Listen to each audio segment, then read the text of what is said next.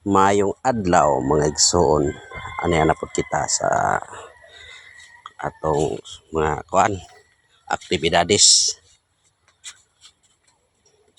Niya dayta karon sa maabti kong asasyon sa kanaga nga mini hardware para sa kasaroy sayuran sa tanan. Usa ni siya ka organisasyon sa civil society nga diin nangandoy ug naninguha nga maka-income ug makapuno sa ilang mga dagdag sa income sa ilang adlaw-adlaw aron nga makapuno sa ilang panginahanglanon. So kini siya nga project funded ni siya sa DSWD sa ilang Sustainable Livelihood Program. So sa katong mga kasikbit nga mga barangay nga nanginahanglan og mga hardware supply, so pwede ni mo diri mamalit aron nga sa ginagmay nga pamaagi matabangan nato sila. Munay usa ka proyekto sa atong gobyerno karon aron ang matag usa nga lumulupyo sa komunidad dili kayo maglisod, no?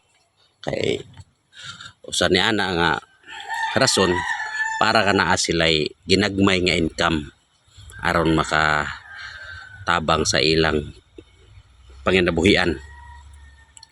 So ang kani nga video para pag-promote ni sa ilang maong mini hardware. So naara ni sila located sa likod sa covered court sa Barangay Canaga, Malimuno, Surigao del Norte.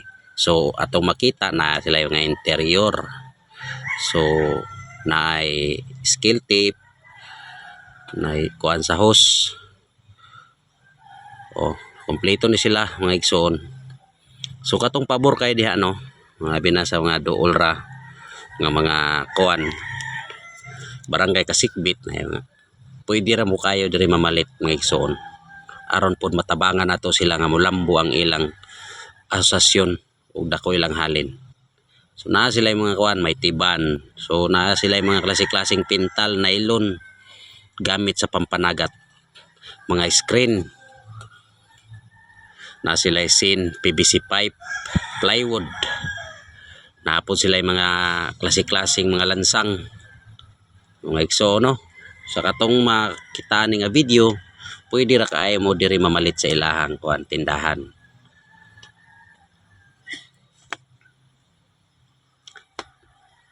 Na sila kuan mga daspan.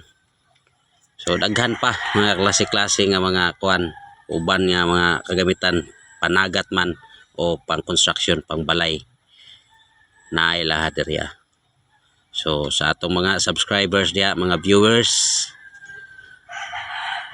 kung nakita ninyo ni, so pwede ra kay mo diri mamalit aron matabangan po nato sila sa ilang kuan negosyo. Thank you for watching.